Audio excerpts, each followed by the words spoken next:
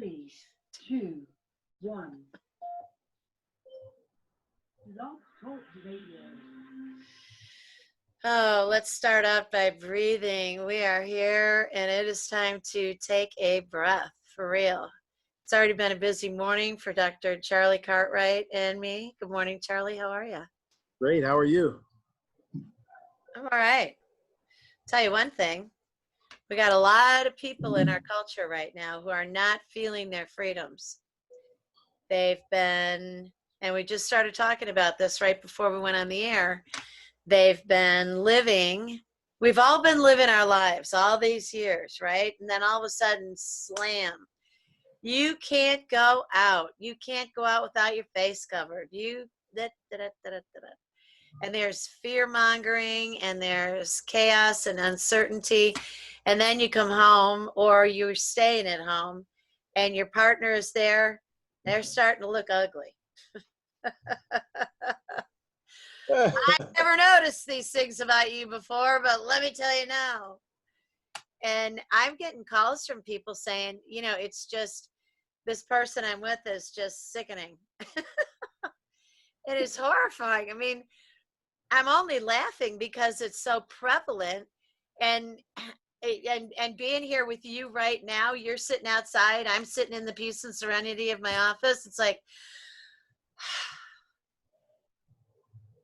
we need a good talk about Freedom Friday today, because people are so locked in. You know, Charlie, I'm looking at these couples and I'm saying, I'm looking at them on Zoom, and just their whole nonverbal. You know, it's like they sit this far apart, you know, and then they're sitting closer together and they're uptight, and you know, it takes me about an hour and I get them to soften, and then they start to remember, oh yeah, I remember that nose that now looks huge once looked adorable, you know. And people are having a hard time. By the way, this is your host, Dr. Deb Carlin. I'm here with my co-host, Dr. Charlie Cartwright. This is the K factor, where K equals kindness, and the factors are all the things that lead to it. And one of the factors that we're talking about today that leads to kindness is the energy between Dr. Charlie and I, and the way in which we are committed, not just to kindness, but to this theme of freedom. Freedom of all your civil rights, freedom of all your human rights, and freedom for you, in your mind, which influences everything about your life and your perceptions of freedom or lack thereof. Man, oh man. Wow. So Charlie, you're doing your dashboard cam in your car. You're doing it every day, aren't you? I do it. You know, I need to do it every day, actually, because I'm realizing that I'm starting to have people wait for it. And then I'll put up a traditional post, say with an image and a quote and then an explanation, you know, philosophical explanation, and I get the frown faces. No dash cam? Where's the video? This is fine, but this Doctor. you know, in a really nice way, and I've gotten it enough to where I'm like, okay, this is a big deal, and it's pretty cool. I have a couple people that follow me in Berlin, Germany. Really? So first thing in the morning, I'll get messages. Hey, my daughter, I really love the dash cam, and my daughter liked your shirt, because I'll typically wear a shirt with a saying on it or something. So I'm like, that's really neat that someone on the other side of the world is watching with their child. Yes. Right. That's a big deal. So yeah, it's been great. So I was just thinking as we were getting ready for the show this morning, because last week, you know, we talked about my big cup. Yeah, right. And I said it was a metaphor, but I never explained what the metaphor was. And the metaphor is this. You know, we all want good things. We all want blessings, right, Dr. Deb? Yep. Oh. We can't gain 5 gallons of blessings if we're walking up there with a teacup. You know what I mean? So if we want 5 gallons of blessings, we need to have a 5-gallon bucket of capacity, Yeah. right? And so it's all about raising our capacity. And so opening up your capacity opens up freedom, okay? And not accepting that, hey, I can get a bigger cup. Yeah. I can take on more joy. And all of this discord that's going around, I don't have to participate in that. Now, do I have to follow the laws and regulations and things like that? Absolutely. But I'm flat refusing to participate in the chaos, right? Meanwhile, I'm expanding my capacity for joy, expanding my capacity for kindness, expanding my capacity for gratitude. I mean, it's August in Kansas. It's usually miserably hot and humid. And we've been having like beautiful fall weather. Right. I mean, I'm outdoors. It's great. So Yeah. It's in the 70s. You can move about freely. freely. And so it's really about maximizing those things, and instead of focusing on what we don't have, what do we have? And what we do have is so much more significant than what we don't have. Meanwhile, we can work on those things, right?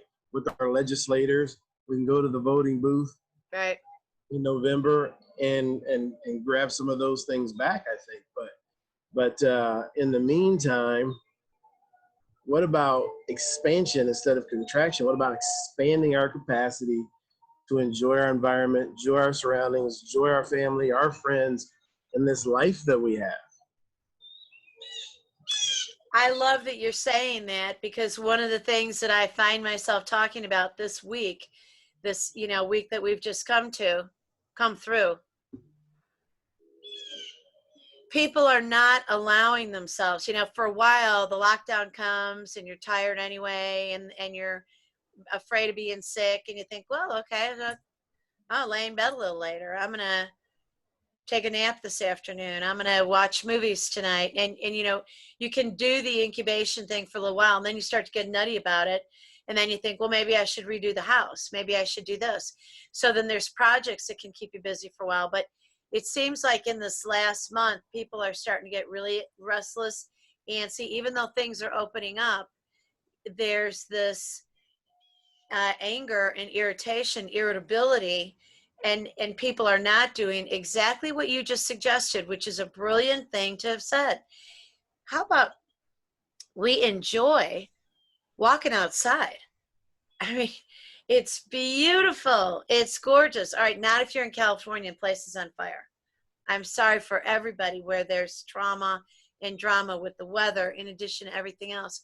But wherever it is that we are. So if you're in California and you're in the fire and you're evacuating from there, God bless you. We'll all say prayers. But be grateful as you're in your vehicle and you're driving to safety and what that looks like. I mean, we really have got to do that mind flip, like at the snap of the fingers, in order to have freedom in our thoughts. Otherwise, we get so locked down. And yeah, thank you for the way that you put that, because I could feel it as you were describing expansion of joy, expansion of kindness, and allowing those things in. We have to allow them in. Exactly. And it's interesting, too, that we can't accept other people, their definition of what we can be or not be. We can't do that. So I'm going to, because when we let other people define our reality, it's so restrictive, and we're actually giving away our freedom. So I just sent you a text, Dr. Deb. And so take a look at that bad boy. You get it? That bad boy. I did get it. Okay. So let me explain. Oh, are you kidding me? Is this yours? Yeah, so let me explain the story behind that before you let the listeners know what I just sent you. So my mother is still alive, and so my sister and her husband got a house and moved my mother in with them. Nice. And so they had to move, and then my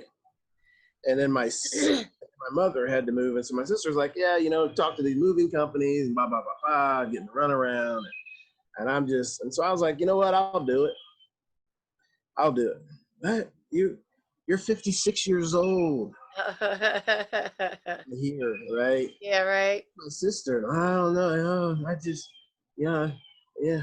And so I'm like, well, first I was going to do it on Thursday, Friday. Then I was like, you know, I don't have time for that. So I'm going to do both houses on Thursday. Just be a long day. Okay. I don't know. Okay. So what did I just send you? Yeah. You sent me, what app is that on? It's this little heart. It's this little health app that comes on your iPhone.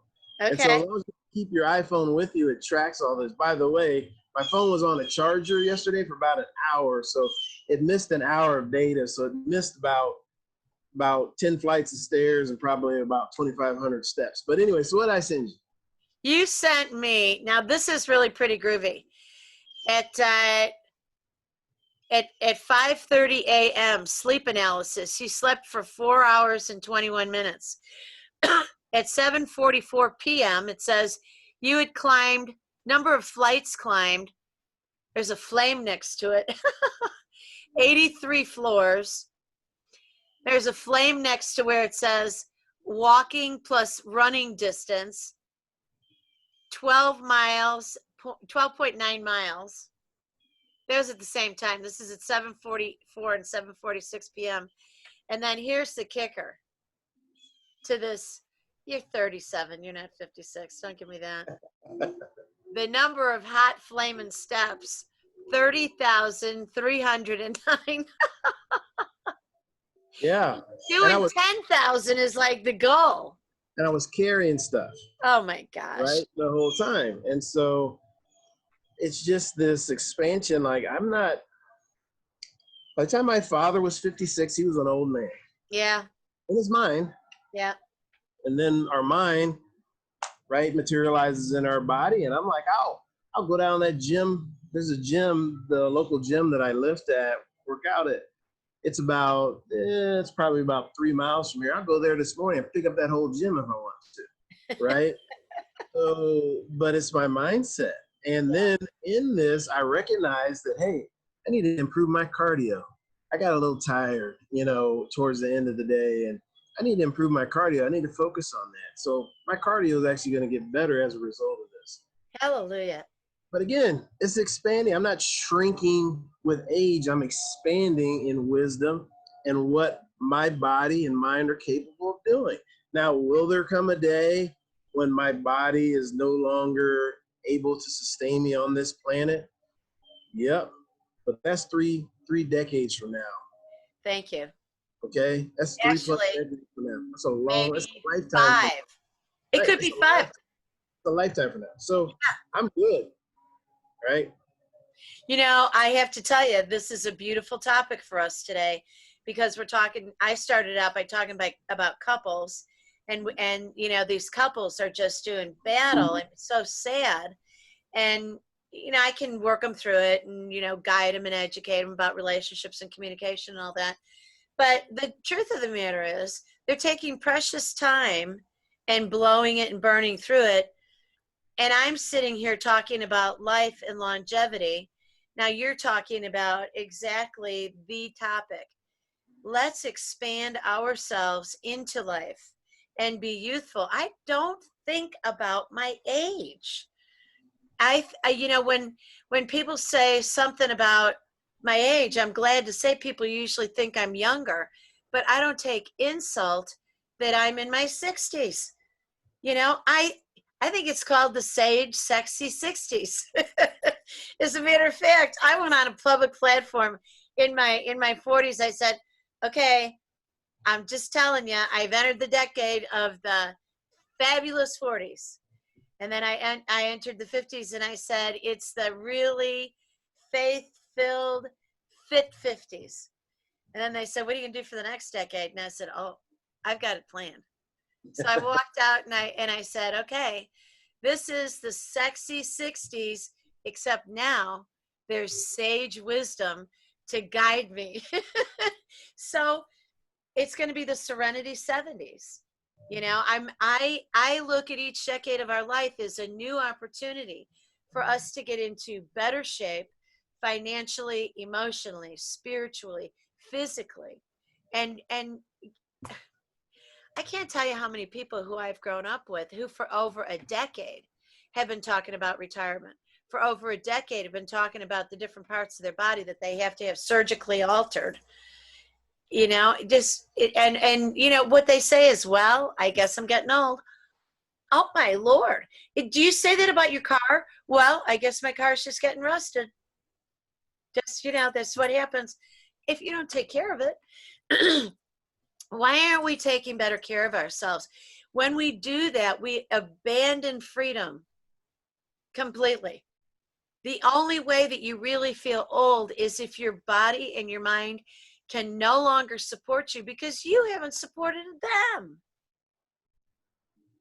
Ta-da. So true. So true.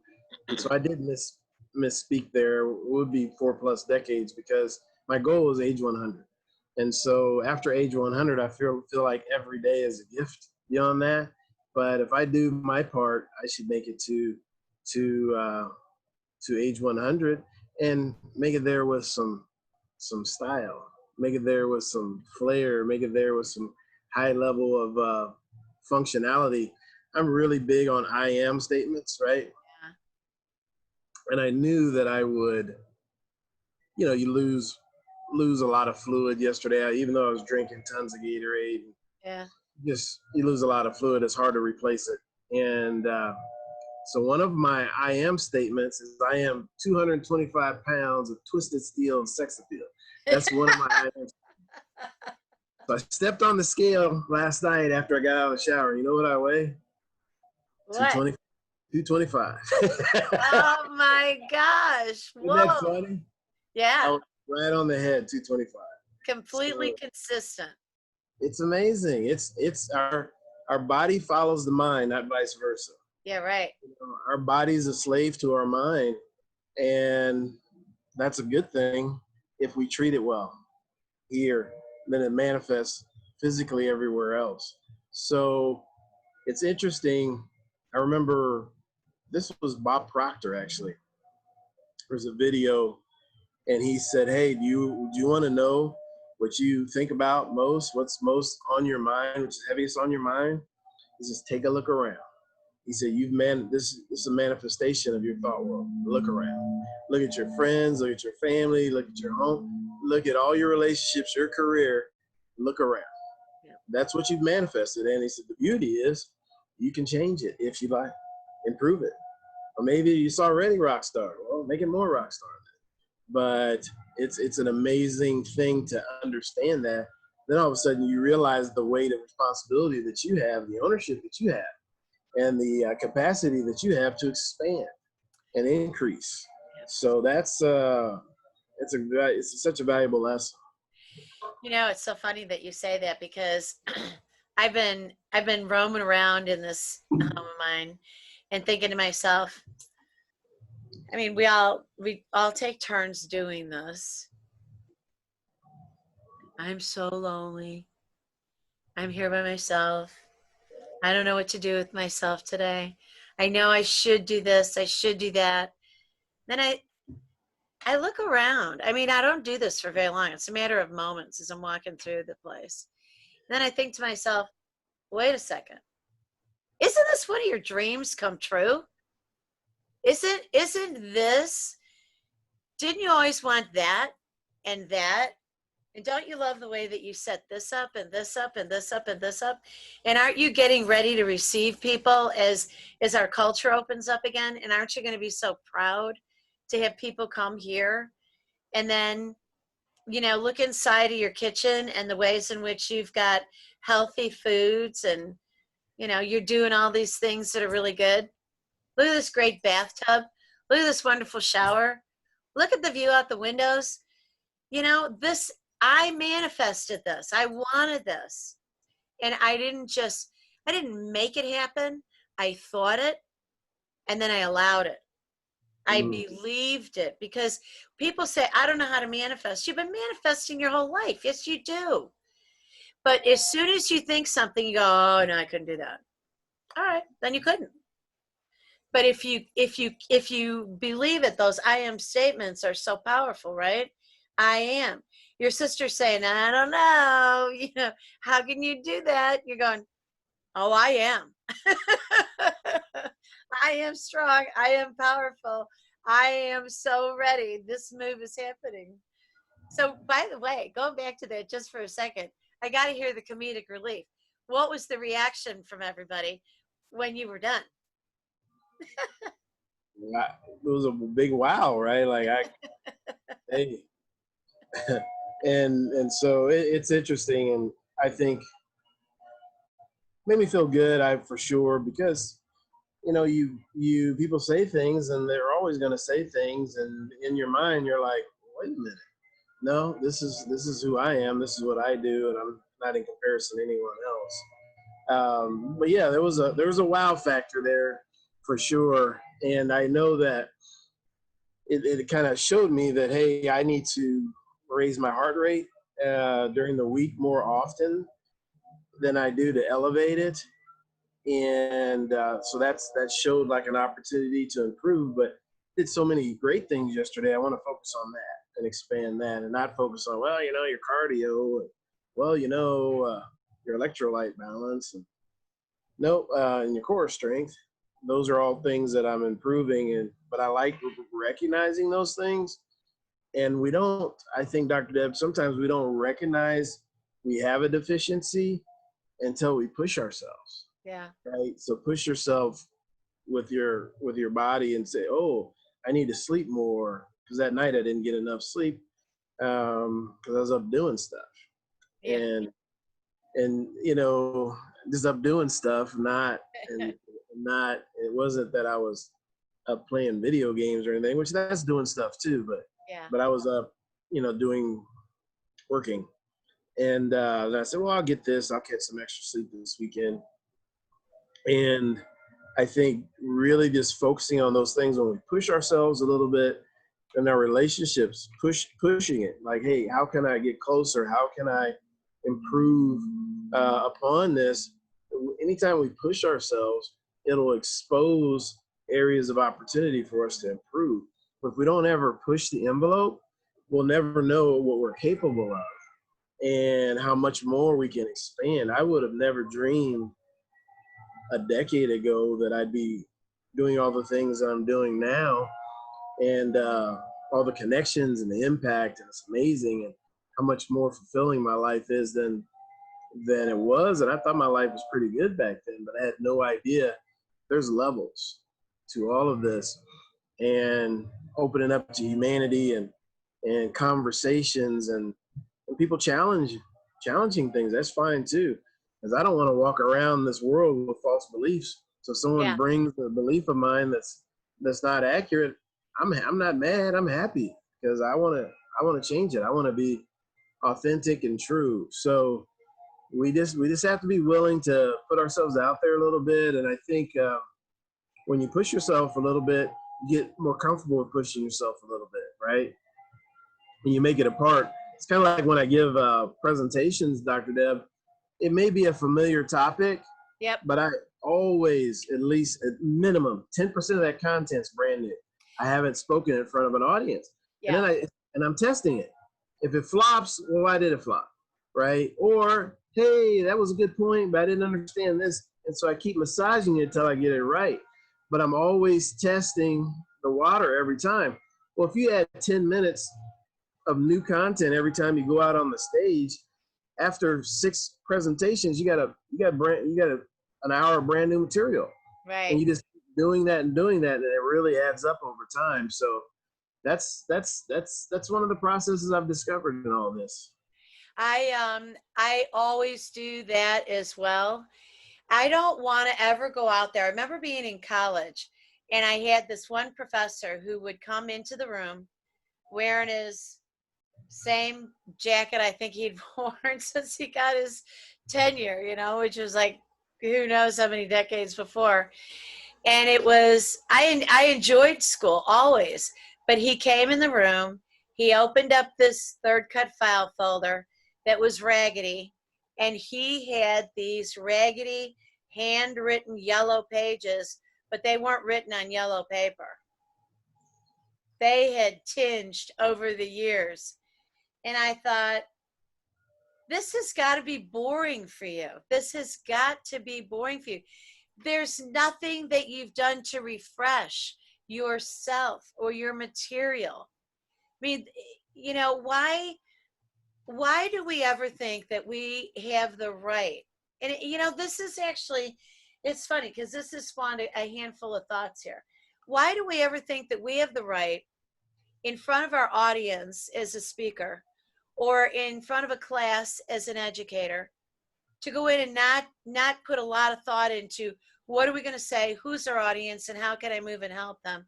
And by the way, with your loved one, what makes you think that you don't need to get fresh material? Right. And be interesting, you know? I mean, I don't think people should ever cheat on each other. However, you know, you got to figure out the ways that you're wondering, just because you're married or you've said, I love you, you know, like going back to the couples at the beginning of this call, just because you're married and you've said it's going to be forever and I love you and this is it, doesn't mean that you don't have to do things. I mean, familiarity is great, but you don't have to do things to be surprising and to light somebody's eyes up and turn their head in another direction. You know how there's couples that, you know, they can't do anything without the other because something might happen. They might stray. Well, how about if you guys go off and do your own things and bring something fresh back to that union? Bring something fresh back into the home. And even right now, we've all got the freedom to do exploration. If you can't leave your house or don't want to leave your house, you can go on the internet. You can go through old magazines. You can do 1,000 different things to entertain yourself. The idea that anybody is bored, I have never understood that. What do you mean you're bored? You got the universe in your skull. All you have to do is wander around. Just climb inside your head and start taking a walk. Well, where are you going to walk to? Well, see if you can walk back to when you were in your crib. See if you can go back to high school. See if you can go to kindergarten. See if you can envision what you're going to be on your 100th birthday. You know, and who's going to be there? By the way, if you're afraid that a lot of people who you love are not going to be beside you, well, then figure out how you're going to take really good care of yourself and recruit them into the wellness program so they'll be there with you, and get younger friends. So you have a mix, right? So interesting. I remember an interview with Gary Player, and he was on, how old was that man? I want to say he was pushing 80, and he was in The Body Issue on ESPN, The Body Issue. I don't know. They take pictures of these athletes, and they're mostly nude, but they're covered in a very artistic way. Yeah. And they're just showing the various bodies, the art of it. So I want to say he was close to 80 years old. And Yeah. he's in Body Issue. Wow. It's amazing. Yeah. And Yeah. he looked great, right? And so then I saw an interview with him, and he was preparing some food. And he said that when he was a big PGA, really good professional golfer, and he said he was on tour. He said a lot of the golfers used to make fun of him because Really? of his workout routine and the way he ate and all this. He said, yeah, they're all dead now. Oh my. Right? Oh Because, my. oh, yeah, you don't need it. Oh, why do you? Yeah. He's still enjoying his life at a high level because he took care of himself. He expanded his knowledge, right? He didn't come out of the womb with that knowledge. He expanded his knowledge of the human body and how to take care of himself. And not only did he play well, he had a great career, he gave himself longevity. So now he can enjoy the fruits of his labor for decades after he no longer plays professional. So many people work their whole life, and what's the life expectancy after retirement? It's only a few years. Yeah. It's a small window. Yeah. And so you worked your whole life so you can retire, and then you're going to be on the planet for 3 more years. That's not. I don't like that, man. I don't like it either. So And I don't understand that. I don't understand that whole concept of retirement. I mean, really, I thought you were retiring when you're going to make night-night. I'm going to go retire now, for a matter of hours, right. not for the rest of your life. The spark of life and learning and having a mission and a purpose and figuring out how to learn more and give more and serve more. I mean, seriously, I was, there was a lull, believe it or not, in my work. There was actually a lull during some of this Corona insulation. And I thought, and I would talk to people and they'd be saying, hey, you must be like really busy off the chart with phone calls. And I was kind of embarrassed to say a couple of times, yeah, no, I don't know what's going on. I mean, I don't think my phone is broken. I mean, we're on the phone, right? So it's working. So I got plants. I got house plants because I needed something to really nurture. Then I went and I got a fish. I got Mr. Flurfy. I got a little betta fish. They're like 2 inches long and they have fins that are like chiffon. And these little fish, they call them Siamese fighting fish, but they're just little. You put them in just a regular round bowl. I mean, you could put them in an aquarium. I have them in a round bowl on top of my dining room table, hoisted up about 8 inches.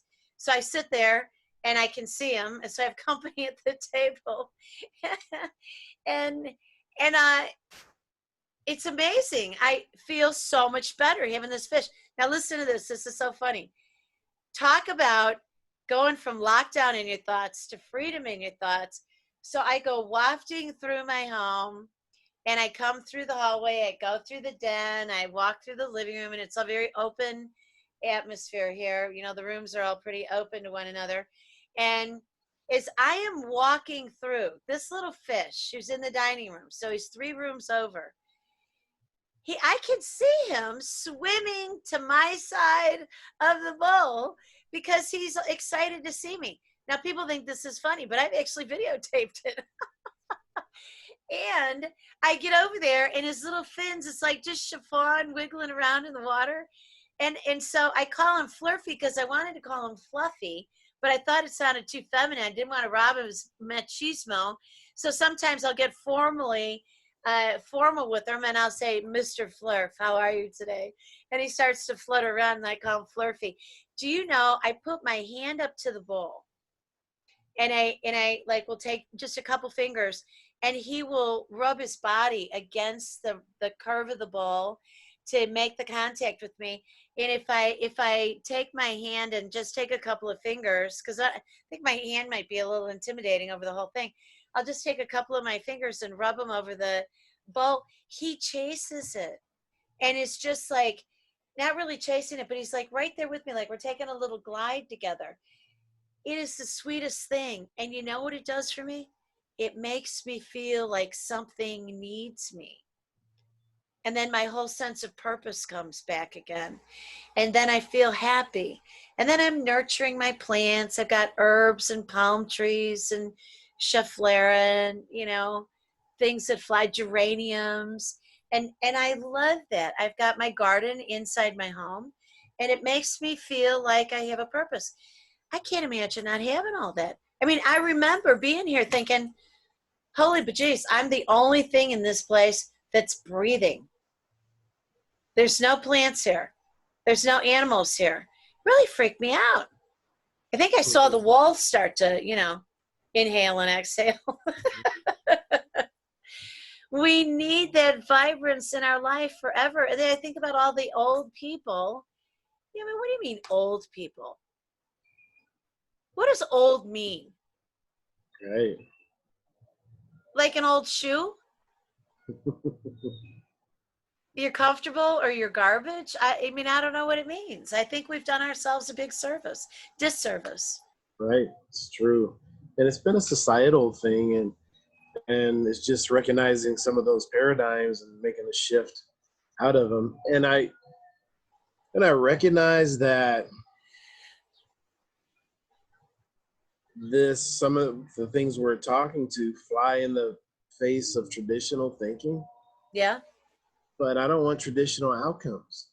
And people that get non-traditional outcomes do things that fly in the face of traditional thinking. And so when you logically look at it that way and say, oh, wow, that's true, then you start to expand and what else is new? What don't I know? What is possible for me? I had experience a couple of months ago. I was on a boat in high school, 1980, and hadn't been on a boat since. Well, that's 40 years ago. Yeah. Okay.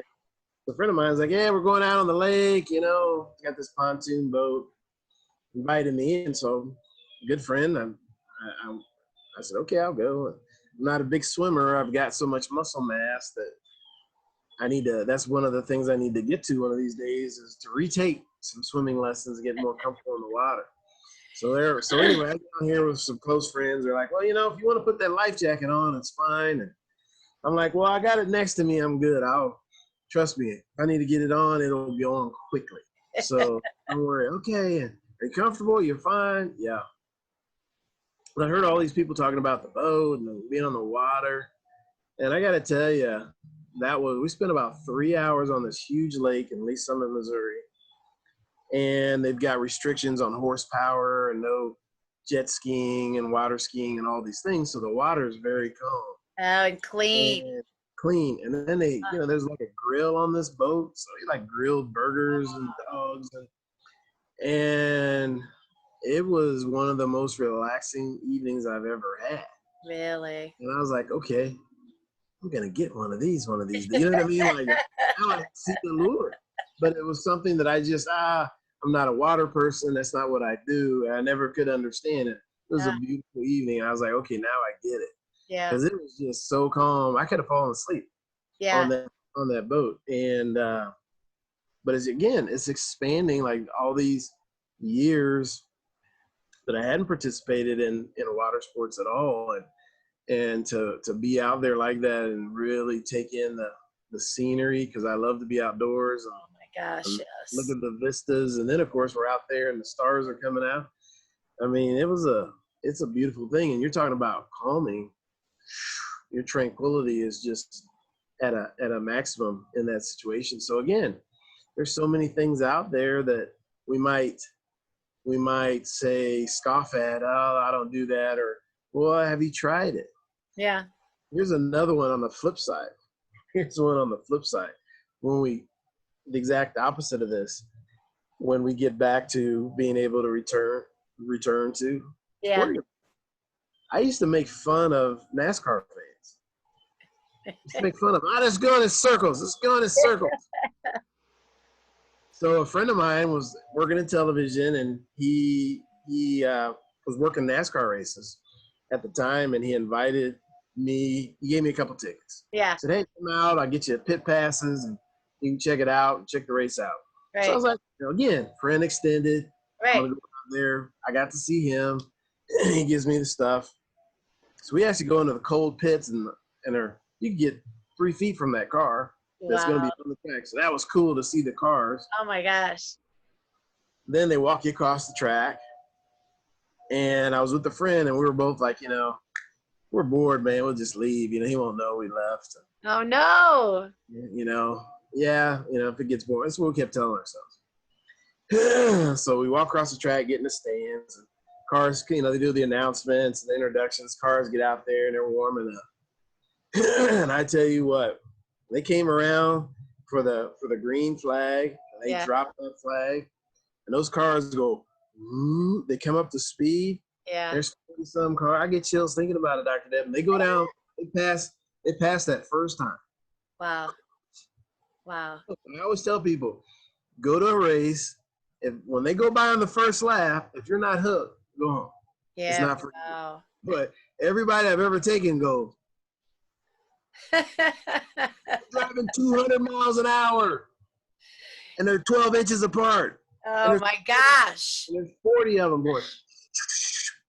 Wow. I mean, it is incredible because you have to kind of follow the cars from a distance, because if you focus on a piece of the track and you're gonna watch it when they go by, it's a blur. Wow. a blur. They're driving that fast. So for human beings to navigate that, it's incredible what they can do. Those are athletes, let me tell you. You know And what? They are. I never thought of that, but oh they my are. God, they are. They're in that vehicle, and their brain, they're like a fighter pilot, basically, for what they can process that quickly because they have to process. So it's amazing what they do. And so I really have a great appreciation for that sport. And television, as many cameras and things that just cannot do it justice. When you get there and see it, it's a sight to behold. And again, a lot of our safety features on the vehicles we drive every day came from NASCAR. It's amazing. Isn't it funny? I never thought of NASCAR as being a sport until you just described it. But they have got the athletic mind, that nimble. Really, now think about it. This will sound like an oxymoron. Freedom of thought, freedom of mind to be able to focus that tightly. And focus for that way for a couple of hours straight. That level, it's incredible what they're able to do. So how many hours are they in there though? It's more than a couple hours. It's like a lot of hours. So it's interesting, the laps. So they run so many laps. Usually I think it's a couple of hours roughly in a race. But the interesting thing about the laps is once the cars start, every lap counts. So even if they have caution laps, there's still laps towards the race. And so they run, 500 miles or 400 miles, whatever that is, depending on the size of the track, that determines how many laps are going to turn. But I like the super speedways where the tracks are bigger, so the speeds are higher. Fewer laps, the speeds are higher. So it's incredible, but I think it's just something for people to experience that. And very fan-friendly sport. They really try to get the fans involved, and so it's a really neat deal.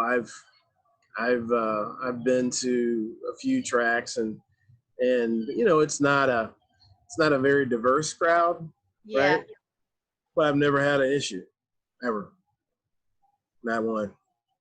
People there to see the race, Yeah, that's You just walk exactly. in there, you're a race fan, right? Well, I'll tell you what, there's a great movie called Ford and Ferrari. Oh, I've heard it's good. Yeah. Oh, it is fabulous. And, you get into the mindset of everybody there, and the cars are phenomenal. And that part's really exciting. But I'm watching this thing, and I was glued to it. There's scenes where you are in the car with the driver, and you're seeing what he's seeing, and going into this zone that you have to get in order to sustain that intensity, that high level of speed. Like you say, being how many inches away from the car next to you. Now, I like to drive fast. However, when I'm on the highway and I'm driving really fast, like I go between Chicago and St. Louis a lot, it's about a 4-hour trip. Some people would say legally it's a 5-hour trip. Depends on the speed limit. So I always think it says 80. The way that I do it, when I drive really fast, I love it, but I can't sustain it. The intensity that you have to be so watchful of everything coming on the road, because it's like you get in the zone, and then all of a sudden you realize things are going by really fast, and it's like you need to rest your mind. And that was part of what they talked about, this thing that happens with your mind in the middle of that. Really fascinating. Yeah, it is. And so I think just really expanding your human experience. There's so many things to experience. It's so neat. I was on a Zoom call. This happened earlier this week, actually. Oh, yeah? I was on a Zoom call, and a hummingbird came behind my head. Oh. And so I didn't see it. Oh. But my host said, "Hey, that was cool." What was cool? Hummingbird came behind you, flew around. Wow. Yeah, so he got a really big thrill out of it. And of course, he was thrilled. So then I was thrilled, and I didn't even see it. It happened so quickly. And so just little things like that. And I wouldn't have happened if I'd have been taking it, the call from inside my home or my office, right? So it's just really appreciating all those things. And it's just really neat.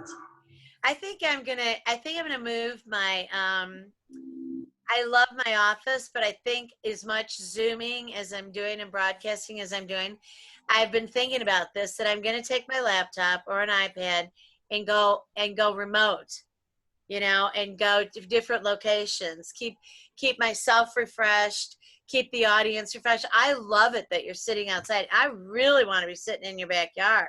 It's amazing. You got a really beautiful, nice sized yard. It is nice. It's so nice. And it's Big just, trees.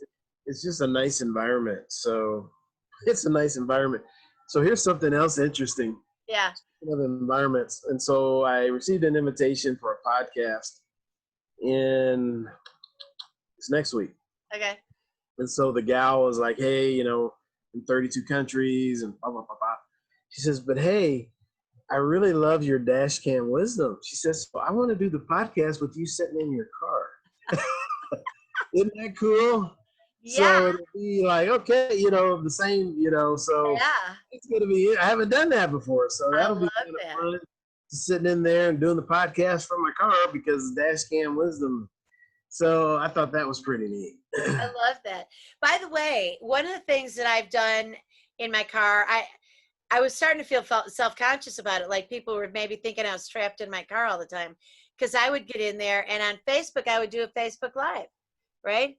And I've just got the camera going, and part of the time it's on me and part of the time it's the journey that I'm taking. So like I'm doing tours, now look at this, and I always have to say to people, now you'll notice there's not traffic. I'm really being safe. I have both hands on the wheel. So, be not afraid here. But on LinkedIn, how are you doing it? Is there a LinkedIn to make a video?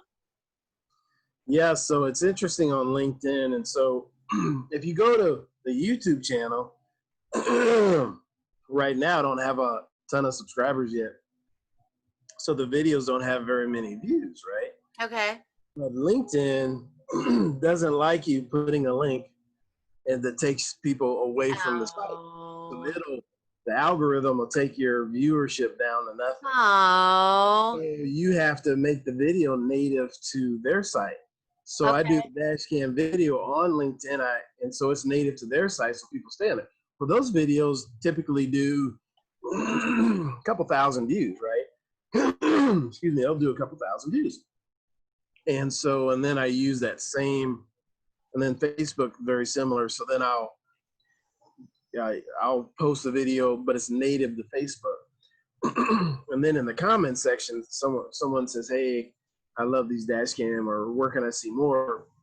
Then I reply to them. I'll reply with a link to, excuse me, the YouTube channel. You know what? I'm doing the same thing. There must be something in the universe. What do you call it? Because I'm looking over at the other screen while we're talking, and I'm doing dash cam. Is it 2 words? Dash cam? Just one word on YouTube. If you type one word, dash cam wisdom, it'll come up.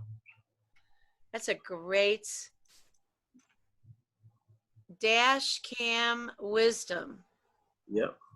Well, there's you're not using your phone, or are you using your phone? Yeah, it's actually the phone. It's actually the camera. They came out with this really high-tech camera on the new iPhone. The 11, that's what I've got too. It's amazing. I mean, how do you make it? Do you make it do things? Like, the only thing I've noticed that my phone does is that with those 3 lenses on the back of it, I can do photo or portrait, which I really like. That gives you a really artistic kind of a look, right? Yeah. But you set it to something. Yeah, you can. It can take 3-dimensional photographs, time lapse. It's some neat things. And actually, for the backdrop for the dash cam wisdom, if you hashtag Dashcam Wisdom and Google search, it should bring up that as well. But that's where I got the banner for it. Is I did a time lapse. I was just in my car and I did a time lapse, and then I selected one of the images from the time lapse that I liked and made that the banner, which is pretty neat. So it has a lot of capabilities. And I remember when they were advertising the phone around Christmas time, there was these teenage kids and they made this little mini short movie, and it was so amazing. And then it said in the wording underneath, 100% of this footage was shot with this camera. I mean, The iPhone camera. yeah, I mean, we're talking about high definition, clear.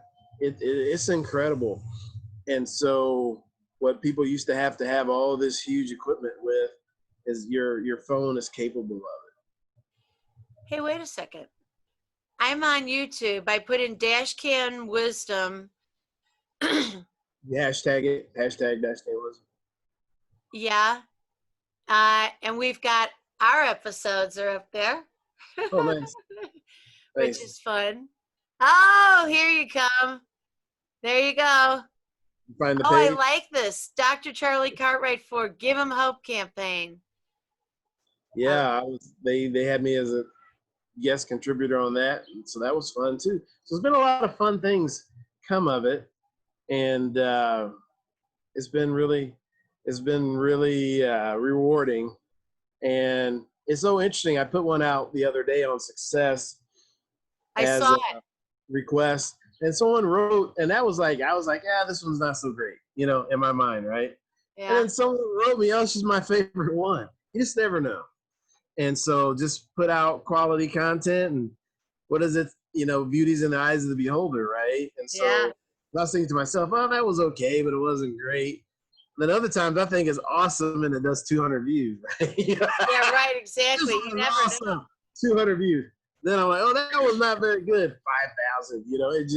It's amazing. So Your biggest platform has really been LinkedIn. 100%, 1,000% true. And you just every day are putting out some kind of content and looking for people who meet your criteria so that they're people that you're connected with. Try to. And so like today, I've been really busy this week. And so I have people that I follow and they follow me and they'll make comments and I make comments. And so I'm kind of feeling guilty because I was so busy Yeah. that I wasn't spending a lot of time on there. So today I don't know that I'll post, but I'm definitely going to make sure I comment on everyone else's. Yeah, So today is a giving day. And then the last 2 weekends I've taken off. I'll typically post on the weekends too, but the last 2 weekends I'm like, I don't want to think about that today. I just want to enjoy my weekend and things like that. So that was kind of a nice hiatus, but I'll be back posting in the morning. And so it's really fun. And I just feel so grateful that people find value in sharing a little wisdom and making things a little bit smoother for them. So that's cool. I absolutely love that. What do you think the finale for us in the last 5 minutes should be for our audience today? What is it that we want to tell them? Find a way Yeah. to expand your enjoyment of what you do have. Yeah. Find a way to expand your enjoyment of what you do have access to. I like that. And it'll be more than you can get to in your lifetime. Yeah. Right? It's going to be more. I mean, right now there's a really neat bakery that would love you to stop in and pick up some pastries. There's a really neat coffee shop that would love to have you sit down there and grab a cup of joe. There's a really neat little mom and pop restaurant that would love for you to come there and grab some carry out. Yeah. And it'll expand your palate and expand your mind, and then you brought a little joy into some people's hearts when you walked in and patronized their establishment.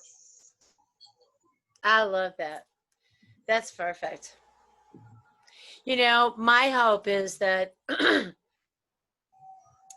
what people really get a grip on, right snuggled into what you just said, is that you are as free as the inside of your mind.